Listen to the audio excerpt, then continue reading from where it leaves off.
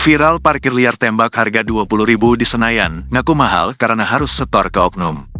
Tengah ramai sebuah video pengakuan seseorang pengendara motor yang mengatakan harus membayar parkir dengan tarif mahal.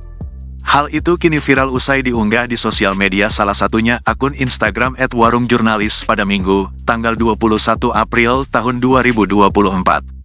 Parkir motor dibanderol Rp20.000 per motor oleh tukang parkir. Ketika ditanya alasan mahal karena harus setor ke sejumlah oknum, tapi tidak disebut oknum yang mana yang dimaksud, tulis keterangan pada unggahan.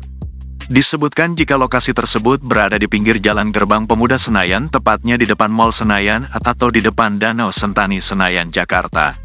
Saat ditanya alasan tarif parkir bisa mahal, tukang parkir tersebut hanya mengatakan karena ia harus setor ke sejumlah oknum. Meski begitu, tukang parkir yang mendapat pertanyaan itu tidak menyebutkan detail siapa yang dimaksud oknum tersebut.